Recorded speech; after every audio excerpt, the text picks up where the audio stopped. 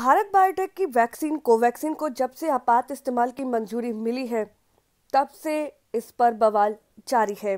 कोई इसके प्रभाव पर सवाल कर रहा है तो कोई इसे बैकअप वैक्सीन कह रहा है।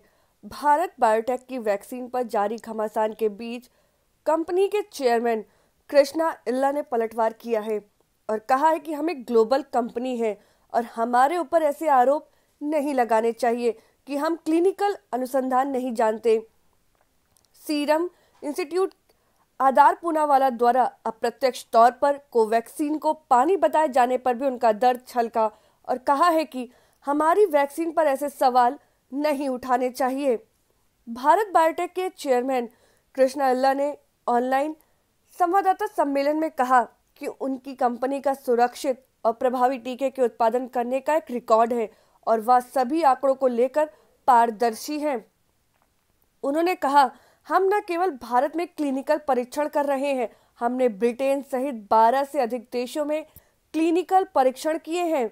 उन्होंने कहा कि कई लोग सिर्फ भारतीय कंपनियों पर निशाना साधने के लिए अलग तरह से बातें कर रहे हैं या हमारे लिए सही नहीं है।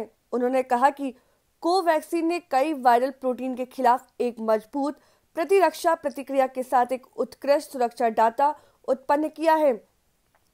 इल्ला ने कहा कि उनकी कंपनी ने 200% ईमानदार क्लिनिकल परीक्षण किए हैं। उन्होंने कहा, मुझे एक सप्ताह का समय दे, मैं आपको पुष्ट आंकड़े दूंगा। उन्होंने उल्लेख किया कि भारत बायोटेक ने 16 टीके बनाए हैं। उन्होंने कहा, हम केवल एक भारतीय कंपनी नहीं बल्कि वास्तव में एक वैश्विक कंपनी है। लोगों को यह आरोप नहीं लगाना चाहिए कि हम क्लिनिकल अनुसंधान नहीं जानते। इल्ला ने सीरम इंस्टीट्यूट के सीईओ आधार पूनावाला का नाम लिए बिना कहा, हम 200% ईमानदार क्लिनिकल ट्रायल करते हैं, इसके बावजूद निशाना बनाया जाता है। यदि मैं गलत हूं तो मुझे बताएं। कुछ कंपनियों ने मुझे पानी की तरह बताया है। इल्ला ने कहा कि यह कहना गलत है कि भारत बायोटेक ने आंकड़ों को लेकर पारदर्शी नहीं है। उन्होंने कंपनी द्वारा किए गए कई प्रकाशनों का उल्लेख किया। कोवैक्सीन को प्रभावशीलता आंकड़े के प्रकाशन के बिना उसे आपात इस्तेमाल की स्वीकृति पर उद्योग विशेषज्ञों और कांग्रेस ने सवाल उठाए हैं।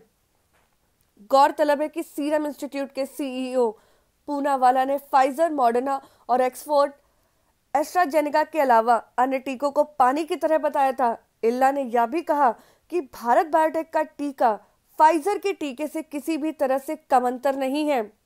कांग्रेस के मुख्य प्रवक्ता रणदीप सुरजेवाला ने स्वदेशी वैक्सीन के लिए भारत बायोटेक के वैज्ञानिकों और शोधकर्ताओं की सराहना की थी, लेकिन पार्टी के वरिष्ठ नेताओं जैसे आनंद शर्मा, जयराम रमेश और शशि थरूर ने इसे तीसरे चरण के परीक्षणों के बिना इसके टीके को मंजूरी देने पर चिंता जताते हुए कहा था कि यह समय से पहले है और खतरनाक साबित हो सकता है।